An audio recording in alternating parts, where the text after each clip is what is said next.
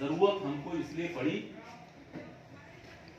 कि जब पंडित नेहरू यहाँ के प्रधानमंत्री बने उस वक्त एक सुई तक हमारे देश में अपनी स्वनिर्मित नहीं थी।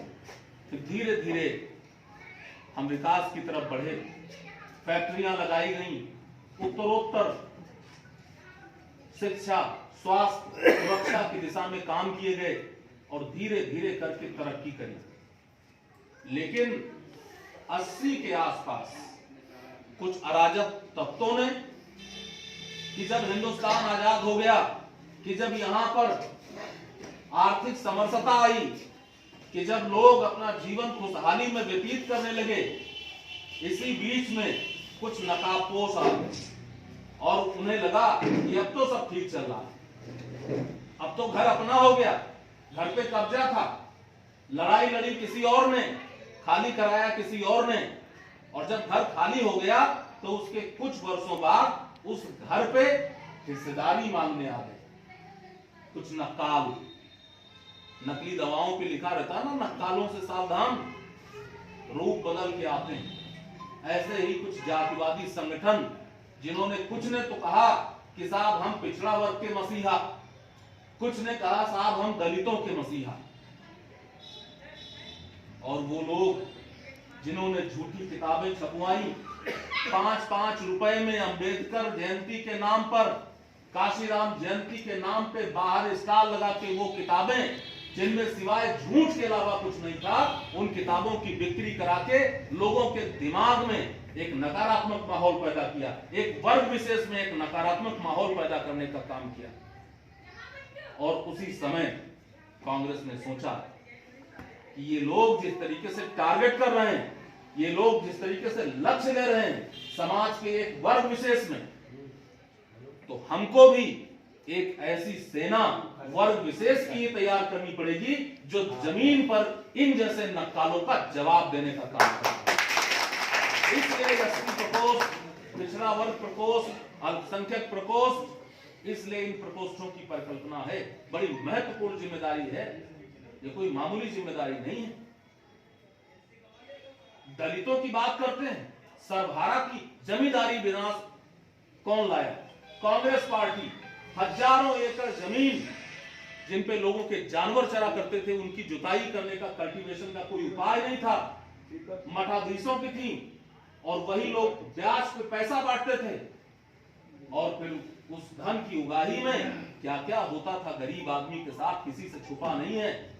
गांव देहात का आदमी हूं साहब, एक एक चीज जानता कि क्या क्या कहर बरसाए गए।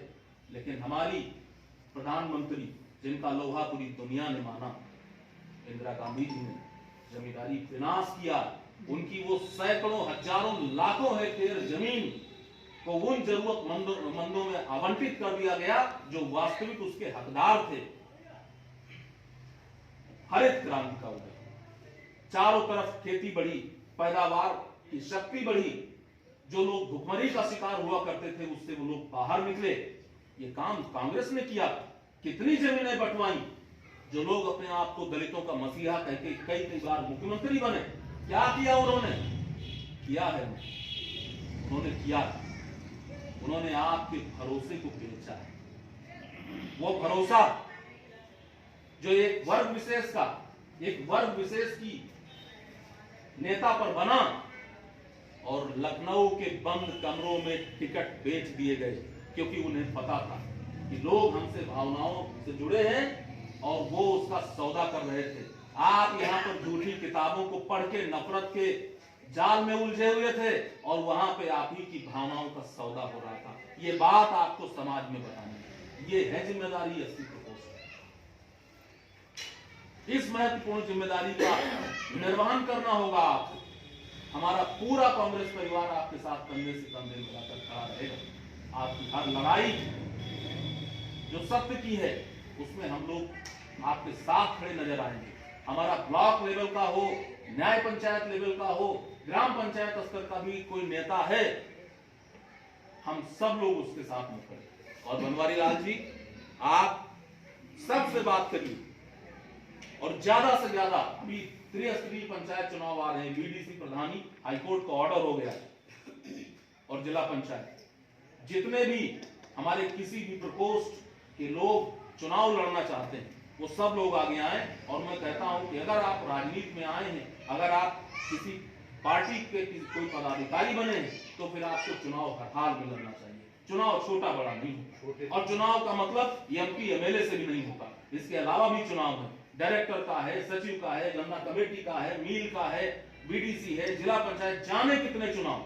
जहां जैसे मौका मिले समाज में और भारत के निर्माण में अपनी सहभागिता को सुनिश्चित करने का काम करना होगा, तब जाके बनेगी।